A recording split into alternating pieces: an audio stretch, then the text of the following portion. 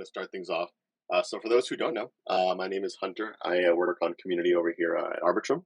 I'm joined today by Luke, who also works on partnerships as well. How's it going, Luke? Great, great, great, great. Good Beautiful, beautiful. to be here. Awesome.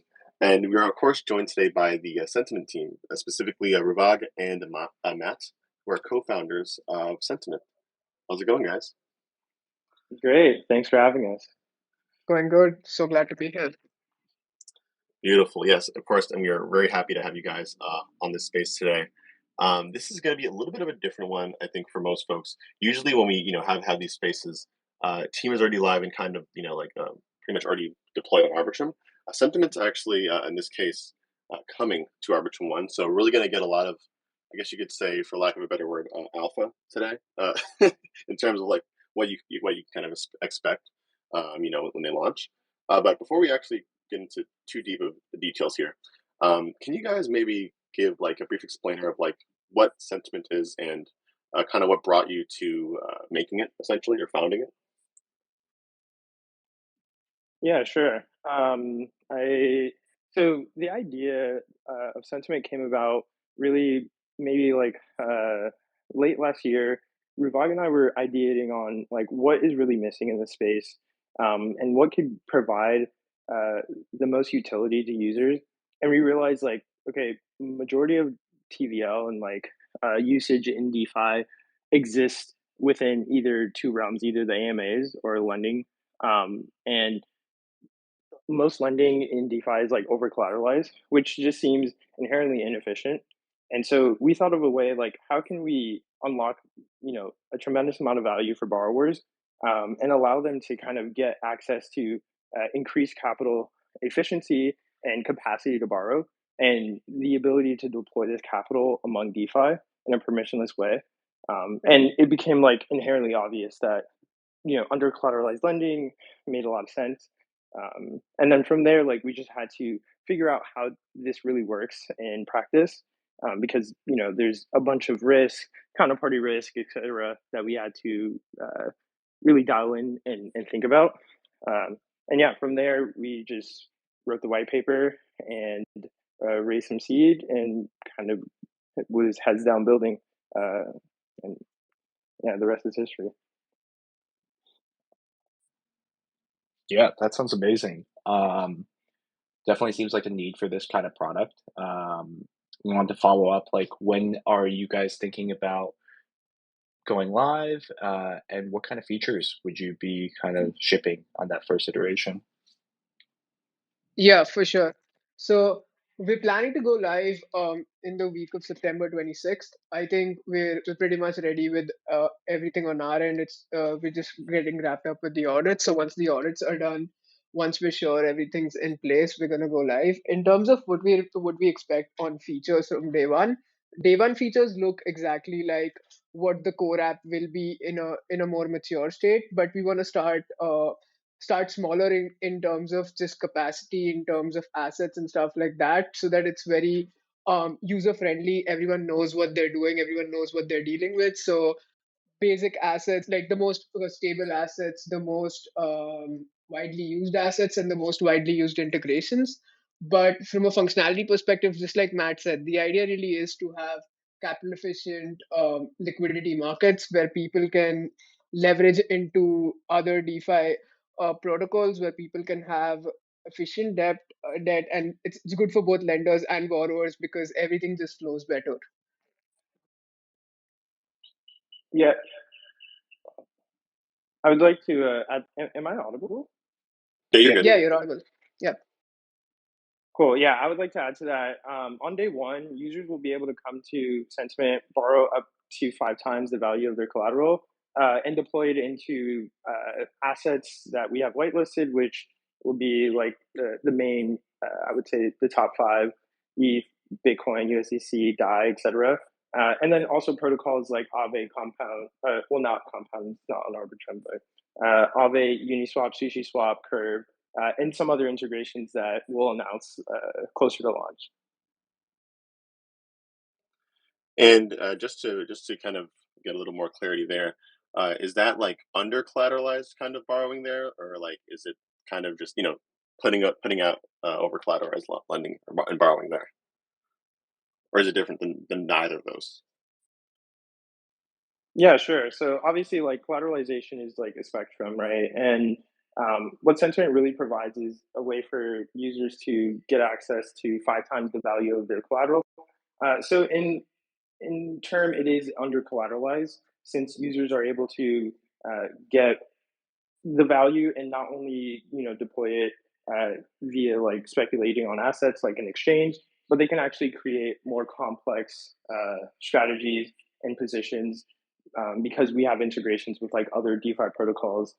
So in that sense, yeah, it is under collateralized. Users come to Sentiment with 1 ETH and borrow 5 ETH and deploy this basically among DeFi on Arbitrum.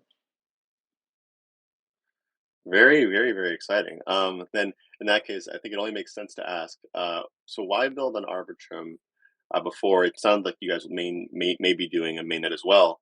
And in that case, it sounds like, and you mentioned it already, that ecosystem collab seems to be like a really big kind of core feature of Sentiment when it launches, right?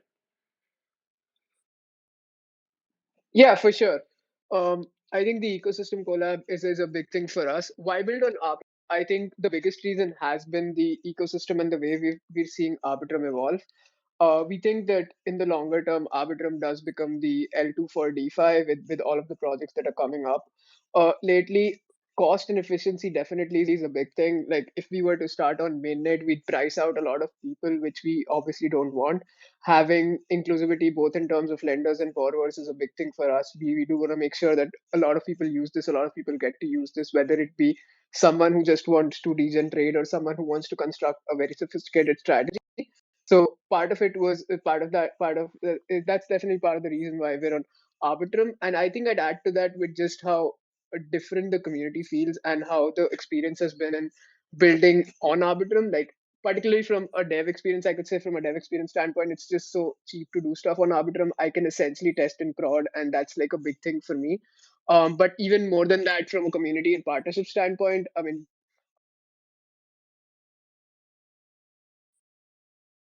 Think you're cutting out there. oh, am I? Um, Oh, you're good now. You, all right, you just cut out for like a second. still cutting out. No, you're Matt can perfect. take Yours is over if I am. Matt, do you want to continue this? Yeah, sure. I think we align philosophically with Arbitrum. Just how they've been able to organically curate a community of builders that are building truly novel and different protocols and primitives on chain. The way that they were able to cultivate this kind of community without a token, I think, is very impressive, and we definitely take some notes. And I think that's one of the more compelling reasons why we decided to launch on Arbitrum. And then also, yeah, the ecosystem integrations is definitely a huge benefit. If we allow our users to have accessibility, um, if we allow our users to have accessibility to newer and innovative projects, I think it's a more compelling value proposition for people to come and use Sentiment over anywhere that they can get kind of like similar experience. So in that case, and then obviously it's very fast and cheap. Like throughout building and using Sentiment um, on Arbitrum, like it's just been extremely impressive how quickly and cheaply we've been able to iterate on chain, which obviously would be very difficult to do so on mainnet. Yeah, we love to Yeah, hear that. Sorry, I'd want go to ahead. add to that with like a quick point on just how cheap and fast and how much that helps. I think we have an EOA which has done like around 1,500 transactions on Arbitrum itself over the time testing stuff and like that. And we're pretty sure that if we were to do that on mainnet, it would just have been so costly, and we just have it just wouldn't have made sense. So I think like building on Arbitrum in that sense has been such a good thing for us. Also, I did want to ask, like, is my voice better now? Is the audio better? Yeah, you're crystal clear now. It's All right. perfect.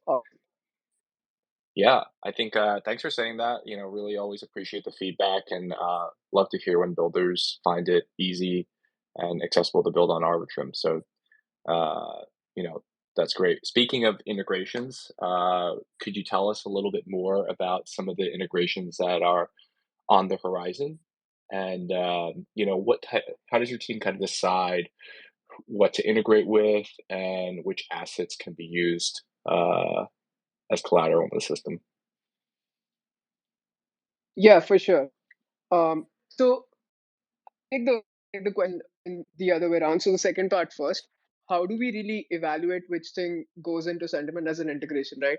This is more along the how we evaluate risk and how we think of risk. Most important part for the system, or the most important part of the system for its solvency in particular, is liquidity pricing. So what matters to us is that the assets that we're dealing with, the protocols that we're dealing with, are those assets uh, comparatively resilient to say volatility, price volatility risk, or just liquidity risk in terms of how much depth their pools have. So it's really about can the tokens that we deal with and the assets we deal with sustain market changes, and that we evaluate integration really. So like integrating with something like ARV is a no brainer because all those assets are pretty stable. Integrating with say a token that just came up 15 minutes ago, like probably not, because we don't know what's going to happen there. So it's really in that sense. And coming to the second part of the question, which is like where are we going from here in terms of integrations, I think we definitely want to get into like the core Arbitrum native projects.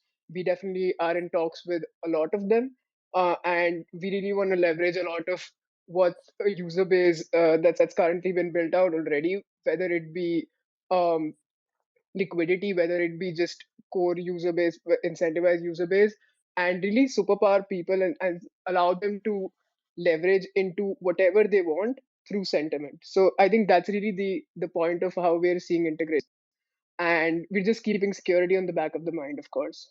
So yeah, Yeah, I'd say that's really the philosophy out there. Matt, you want to yeah. add something? Sure. Yeah, I was just double tapping on that. I think you know what we alluded to earlier, like Arbitrum, the BD team has just been like extremely helpful with connecting us to like a bunch of the projects on Arbitrum and the teams. I'm sure that anyone that's familiar with like the Arbitrum ecosystem, it wouldn't be hard to guess where Sentiment will integrate next. We don't want to spill too much alpha, but I think needless to say, we want to be a very pivotal staple within the Arbitrum ecosystem. So we're definitely connecting with all the projects and figuring out some collaborative efforts moving forward. Exciting stuff, exciting stuff. Uh, I think that's like it's so funny because I think like and this is going to be an aside to what I ask next, but it's just so funny how like when yeah, and any other ecosystem, launching on a platform, the most important thing is obviously making sure that your product is live, audits are ready, like everything is battle tested, etc., which still matters by the way. But I feel like an additional thing that matters a lot, at least when launching within this ecosystem, is like, all right, who are you going to collab with? You know what I mean? And I feel like that just it's almost like moving to a new neighborhood and making sure like you knock on the neighbor's door to let them know that you're here. I love it. Yeah, definitely. We're definitely paying our dues and paying homage to all the projects that have been through chewing glass to get to where they are. So I definitely agree. So I think the biggest question on everyone's minds, at least it is on mine, being in the space for obviously a while, most lending and borrowing that I'm familiar with are all over collateralized. So being that sentiment really kind of leverages under collateralized debt instead, how does that even like work? And I mean, how is that looked at from like a risk perspective? Yeah, for sure. Um, so how does that really work, and how we enable under collateralized lending really is because of how we use this primitive that we're calling like sentiment accounts.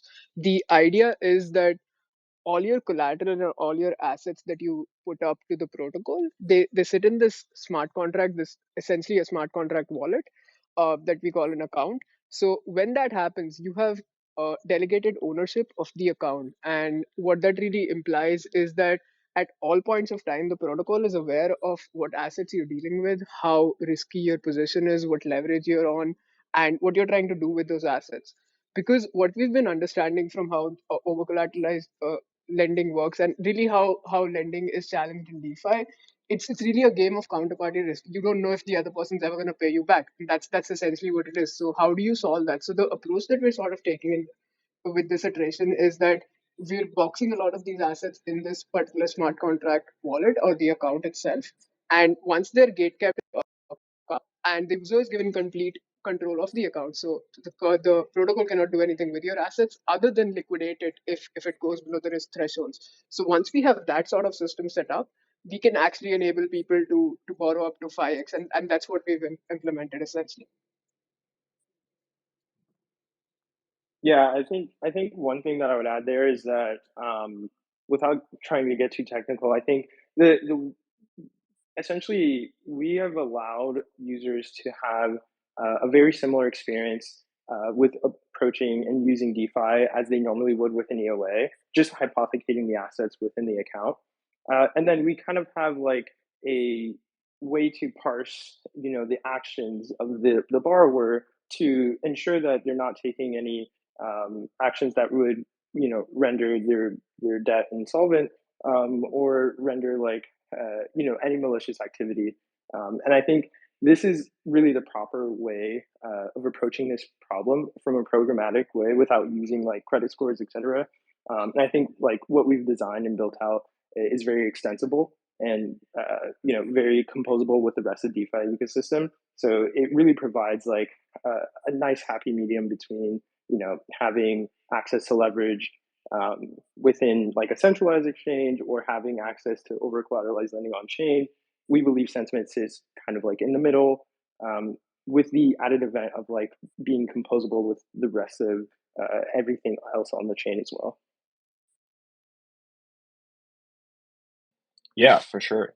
Speaking of lending, I guess, you know, one thing I was curious about was, what is the role of on-chain credit, and what do you think of the growth about it, and also how does that work in with the adoption of DeFi?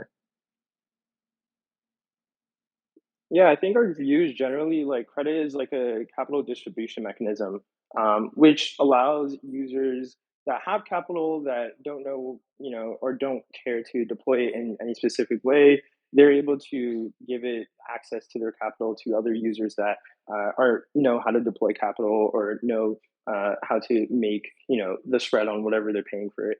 I think it's imperative for any financial system to have a very robust credit system, right?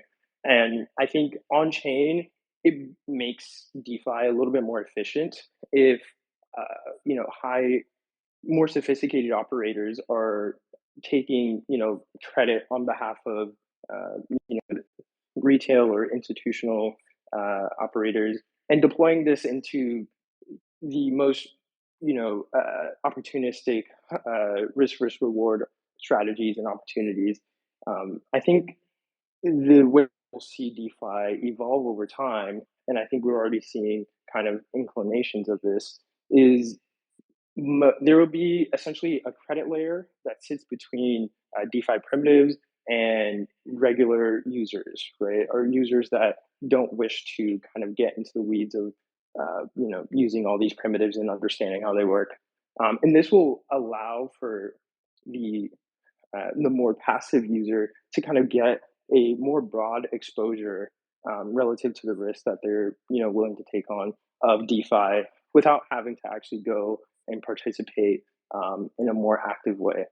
So I think it's essential. I think what we're building enables kind of the step beyond and provides more capital efficiency. And I think it also, in aggregate, kind of reduces the risk for passive people, people that don't wish to like be active participants, and but without kind of uh, limiting them from how much they can grow in terms of like their wealth with interest rates, etc. So I think over time, as DeFi becomes more efficient, credit markets will play a larger role, and this will benefit all participants on all sides. Yeah, I think I just give a little TLDR on that and just add some themes as well.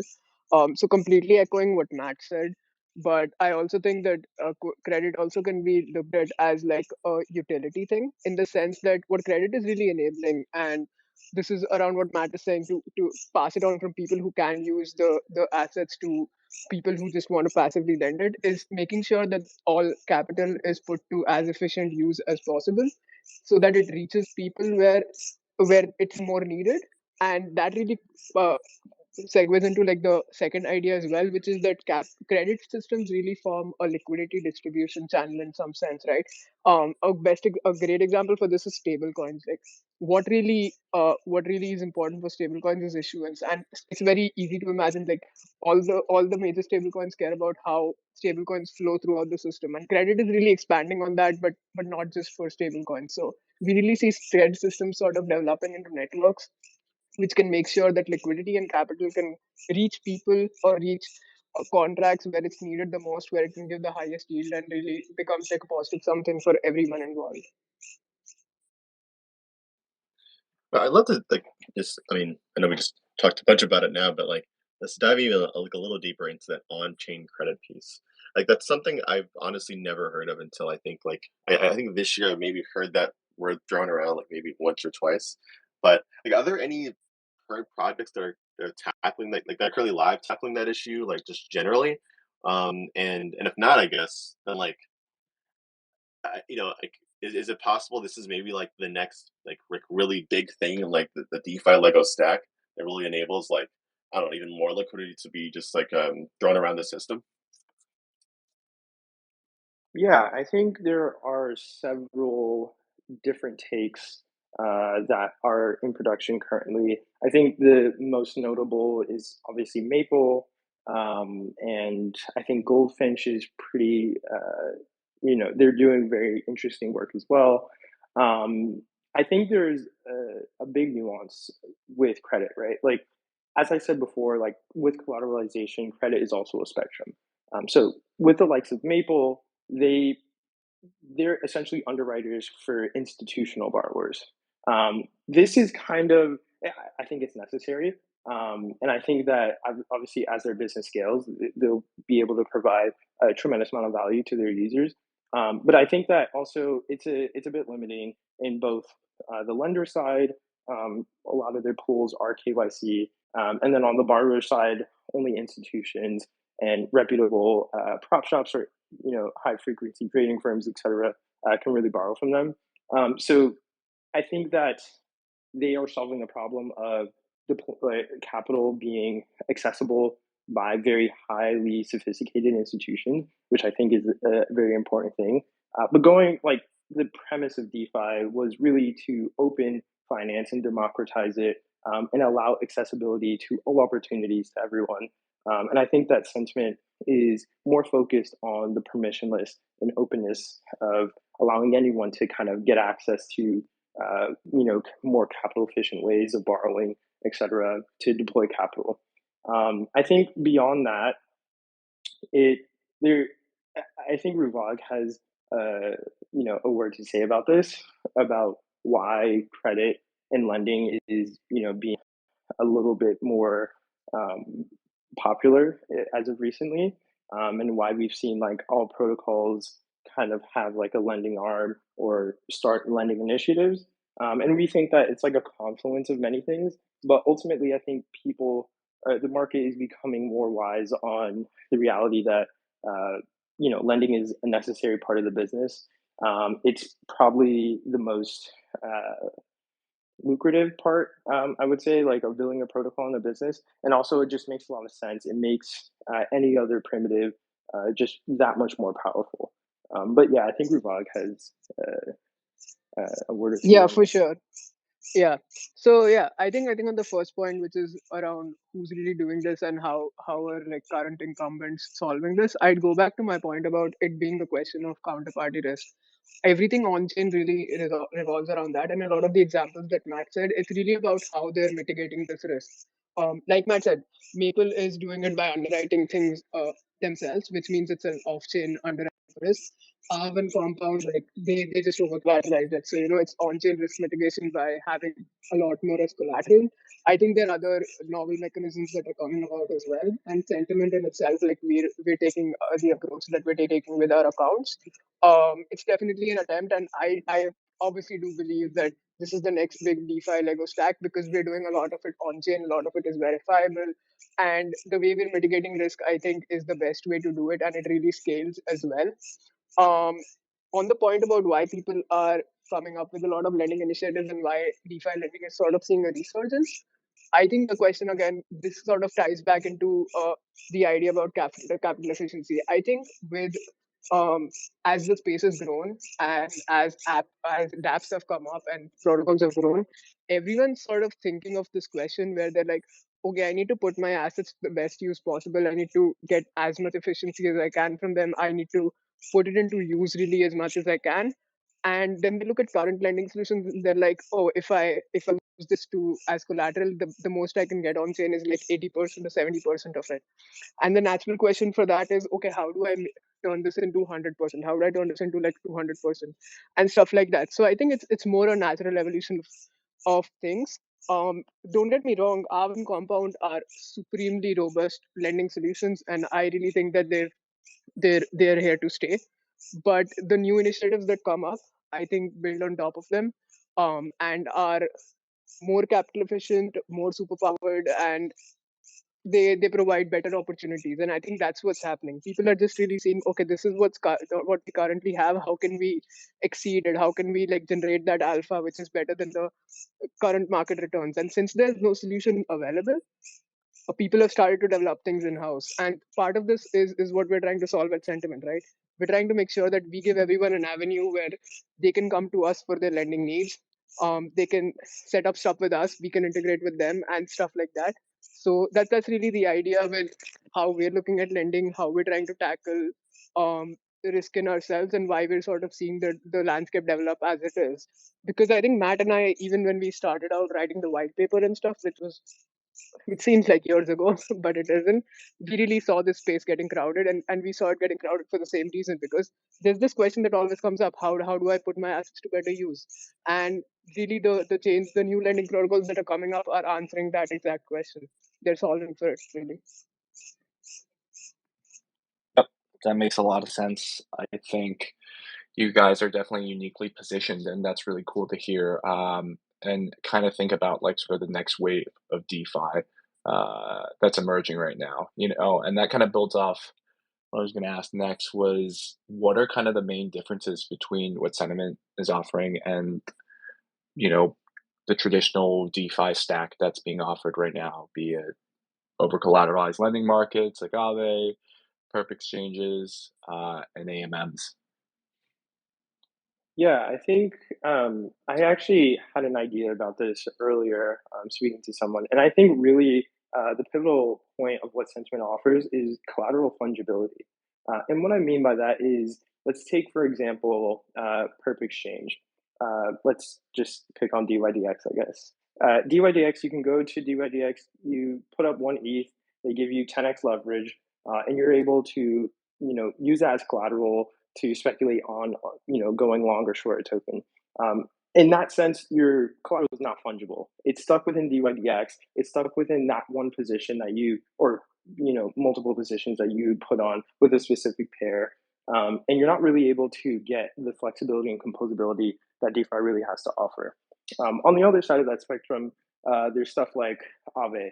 Aave, your collateral is also non-fungible as well, just because Aave will always maintain more collateral than debt that they issue to you, right? Since it's over collateralized. Sentiment actually provides the value of collateral fungibility because you can come to Sentiment with one ETH, we can give you 5 ETH, and you can actually use that 5 ETH to either speculate on a token going up or down, or you can use any of the integrations to create a more complex strategy that provides like a different payout. And in that way, we really lean into like the super fluidity characteristics that assets on chain really empower, right? So Sentiment enabled users to have like more capital efficiency, but because their collateral is uh, has the ability to compose with many different systems rather than just one specific system. It actually becomes like Ruvok said, like more superpowered, right?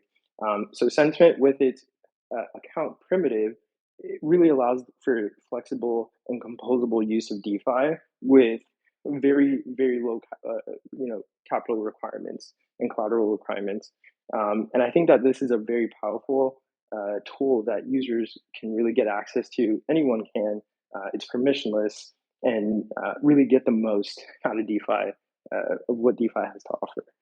I think one last thing that I would put there is that the extensibility of Sentiment's architecture really provides this interesting flywheel of network effects that each integration, each asset, each collateral type that we add to it makes the rest of the system that much more powerful. So as long as we continuously develop, have more more robust integrations, given that we're taking security as a top priority, the app will consistently become more powerful. The more opportunities that exist. So I think that this is vastly different than that of a perpetual exchange, which I think serves a really integral purpose to any asset market. And also, it's very different from like a money market like Aave and Compound, which again serves a very integral piece into any financial system. But sentiment really takes the best of these worlds and provides it in such a way that users can really get a lot more out of DeFi by using it. Yeah, I think I'd just double tap on the point about collateral fungibility and maybe just add on to it with an example. I really think that yeah, Matt and I always talk about this kind of stuff and this example in particular, which we don't see like people talking about. Uh, so imagine a typical depositor in something like a traditional money on-chain money market like Avia. When you deposit like a 10,000 USDC, you get 10,000 AUSDC in return, which currently is earning like less than a treasury bill even. What's happening on the other side of the trade? Like when someone's borrowing from you, what they're really doing is you're essentially lending free money to a large market maker who's probably gonna catch the next 10x while you don't, right? What that really means is that the AUSDC that you have in your wallet, it's not really being put to good use at this point. And this is where sentiment really comes in with collateral and fungibility, right? The current system, how it's designed, allows you to borrow 5x using that AUSDC. So you're essentially using an interest bearing asset to borrow something and also uh, get gains from it, whether through speculation, whether through like a strategy or something like that, all the while your collateral is still earning interest. So it's really about thinking, can this thing be really used as collateral or not? And really expanding that to everything that we see. And that's really the where the idea of collateral fungibility plays in and how we're sort of taking it a step forward with sentiment.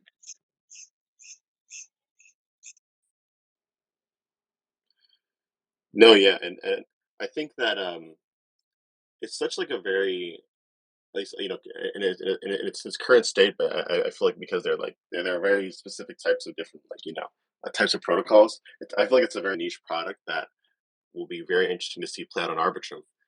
Very specifically because so let's say for example for those that don't know, you have a protocol like Gearbox, like leverage lending essentially, which is just sounds scary just saying that leverage lending, which is on mainnet. Uh, how would sentiment then I guess differ from a protocol like Gearbox then? Like currently exists on mainnet, not on Arbitrum, of course, but seems like it may be a similar type of situation. Yeah, for sure. So I think with Gearbox, so how I take this is one is like I'd first say outright like what's similar about Gearbox and Sentiment. Yeah, I think the way they're using their account is a lot similar to the way we're using our account, but that's where I think the similarities end. So with the account primitives itself, I think our account is very different in terms of design choices and implementations. So a big example would be like the current V1 of Gearbox that I've used is that it only allows like one asset to be borrowed per account. Yeah, while the sentiment account in itself is very composable in the sense that you can have multiple assets being borrowed against multiple collaterals and stuff like that. Or more on the tech side, like UX is very different with Sentiment and Gearbox, and we think like this really plays a big role with how people use the app. I think they use something like a wallet connect thing, which is taking you to a separate site and stuff like that, where we're trying to integrate all functionality within the app itself and give you more like an EOA experience. Like Matt said, it could also be related to like a centralized exchange experience. So that I think these kind of things are design decisions that really bubble up and make the app look very very different. I write stuff like our lending pools are 4626 compliant, which I think is a big thing with 4626 getting a lot of traction in the space. It becomes more integratable. It becomes like the lending pool itself now becomes a building block for the space. Yeah. But yeah, I think like on the tech side, on the design side, there's like very different architectural decisions that we've taken, which separates what we're doing, and the risk profile changes from that as well. So how I see this playing out, and really what I think is that over time, because we work with integrations, we work with different integrations, different oracles, different assets that we have there, I really see Gearbox and Sentiment diverging over time. And when I say diverging over time, I really say diverging to a point where it doesn't even look like competitors. And I think we're really going in that direction. I think we're taking really different approaches to a similar problem. They're also solving for composability from what I know. But yeah, I think it's very different in the sense of how they're executing on it. And I think more on execution as well, like just with the way they're structured, I think it's very different in the sense that they're going the DAO first route, and Sentiment is sort of taking a more team first approach and stuff like that. So agility, I think, is very important with how the product is developing, and we expect to be a lot more nimble there and stuff like that. But yeah, I think that's like core from a architecture standpoint, from an execution standpoint, from a risk standpoint. And I think it's very different products in that sense. Matt, do you want to add something there? Yeah, I would echo every point that Ruvag said. I would also say that we believe that the product scales very differently, and we have different parameters that we're trying to optimize for. Specifically, at Sentiment, we really want to allow the core architecture to be kind of like extended and allow anyone to kind of have the ability to determine what risk and what exposure they want to the wider DeFi market. I think also, given that I believe Gearbox is like decentralizing and they're a DAO, we believe that like that we don't want to like decentralize a little bit too early, not be nimble enough to provide the maximum amount of value to our users. And I think that moving forward, like we would want the product to be composable and permissionless itself, where people can kind of determine what the product means for them rather than that be determined by a more bureaucratic structure. So I think apart from those two things, like yeah, echoing what Ruvok said, and just I'm very excited to allow people to like use the app, and the differences are there's very stark differences, at the UX level, like Ruvog alluded to, and yeah, very excited for people to get in there, dig it, and make the decision for themselves. Yeah, I love the touch on actually that point you made kind of at the end there, where it's like you're kind of letting the users in a way decide, like what the product makes most sense in terms of like like what it should be used for. And it sounds like a pretty straightforward answer. Where it's like, okay, if it's, for example, if it's like a lending protocol, it's used for lending and borrowing, right? Like what's more complicated than that? But like I think a great example of that is, for example, so on mainnet it would be probably open. Like where you can kind of like take out options on that platform and kind of customize them to whatever kind of parameters you feel you want, essentially. However, I think, and I could be wrong here, so anyone's is free to correct me. But I think a lot of the usage actually ended up coming not from people using their platform directly, but from Ribbon Finance building on top of them, and then essentially people taking out options with Ribbon because the UI was just next to none, and it was just easy to just deposit money into an automated vault that took out the options for you. So it's like they went from like being this product that I feel like I'm sure at first mainly used, like their front end was kind of used like mainly consumer facing, to essentially being like an infrastructure for another product. I'm not sure if that's what you're going at with that kind of comment there, but like I just think it's so cool how like the community essentially more or less can kind of decide the direction of where a protocol is going, just depending on like what field it's like successful in. That makes sense. Yeah, for Yeah, sure. I think I'd add to that with one point in the sense of how this becomes a Lego, because this is something we've been talking about and discussing with other teams as well. In the sense that our account itself, and I don't think we've seen a lot of people do this yet, but just like how Ribbon sort of build on top of Open, we see a lot of people building on top of Sentiment accounts. So the Sentiment account itself, which you as an individual user can run a strategy, can also become a whole structured product in itself, right?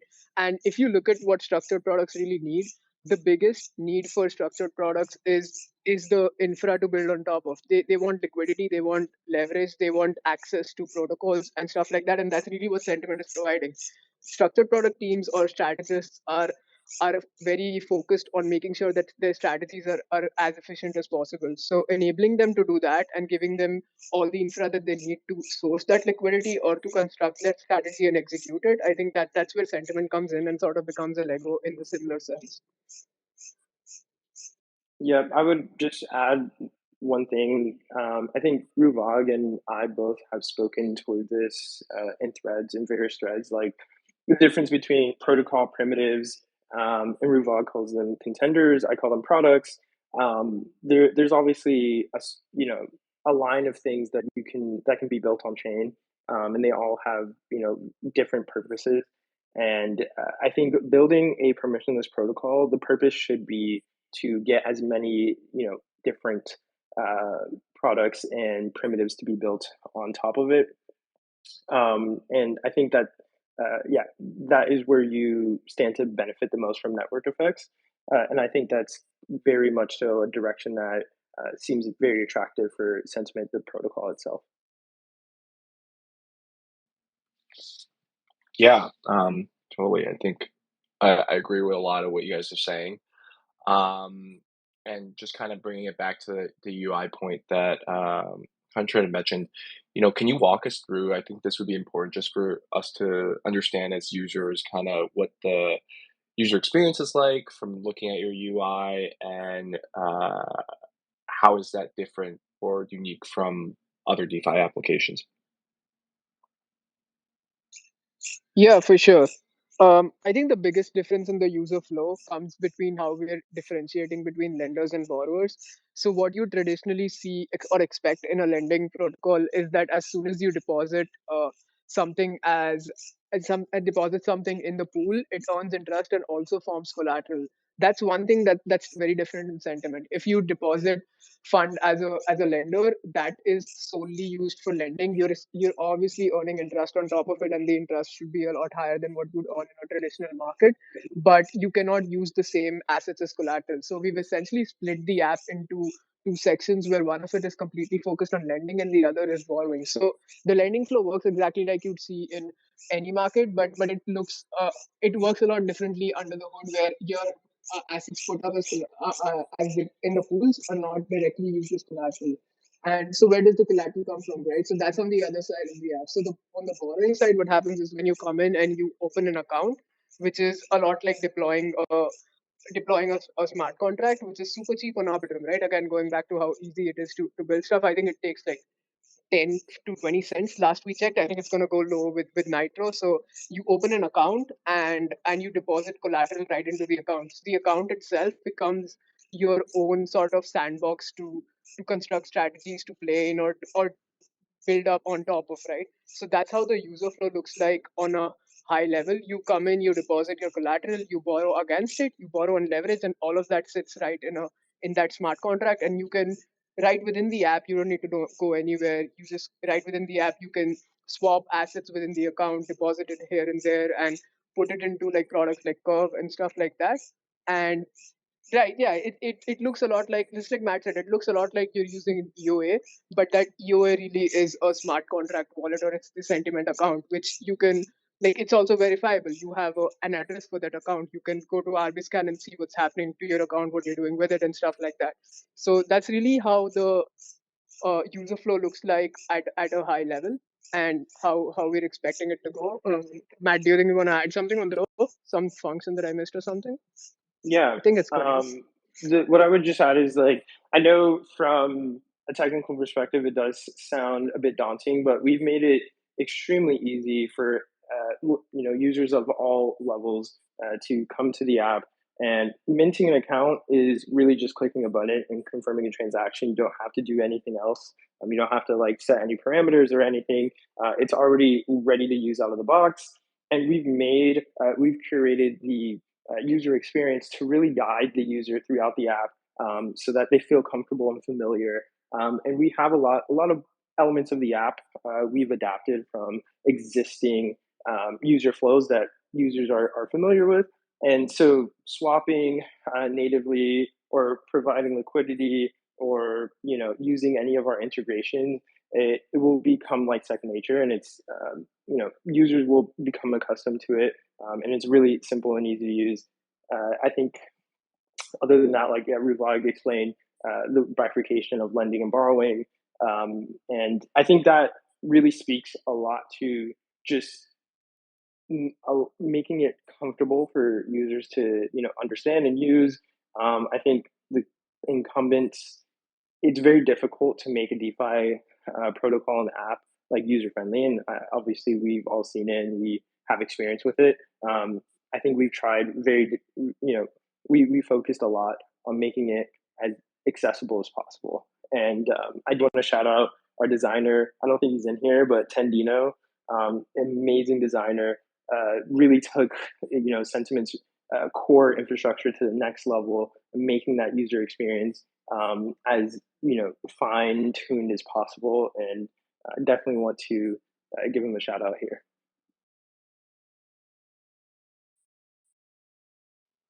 Shouts to the designers. They definitely were some of the really important and some of the unsung heroes here in crypto.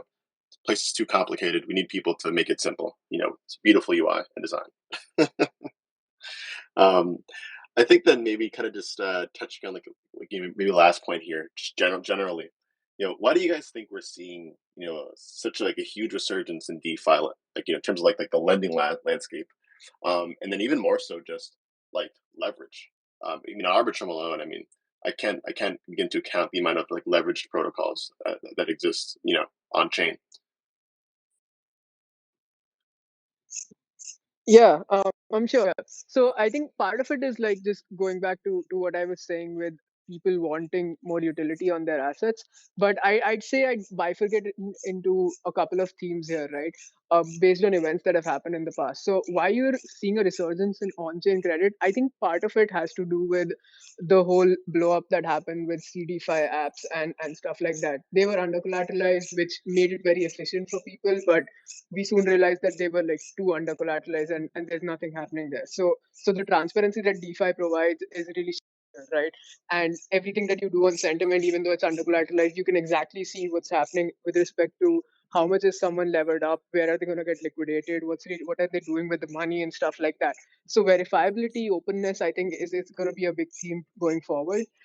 Secondly, I'd say that it's about what has worked in the past and people trying to generalize it, right? So I think this comes up as a theme with product development all the time, right? You do something that does not scale, and then someone tries to scale it up, and that sort of becomes a product. And I think that's something that we're trying to see with a lot of these lending protocols. So say even if on Arbitrum, if I were to give an example, something like an MIM or degen box strategy, is something that's very commonly used, right? People have been using it all the time, and it works very well, and they've been giving good returns and stuff like that. And it's similar with, like you said, a lot of leverage vaults. What people have noticed, or the narrative that's picking up over time, is that leverage in a closed box, or leverage that is controlled, I shouldn't say closed box, leverage that is controlled is actually far more better than open over collateralized debt. And I think that's the narrative that's picking up. Every protocol is realizing, oh, you know what, like instead of having open open leverage that is super composable and super integratable with everything, I can make sure that my users get the best returns if I just close it off a little bit.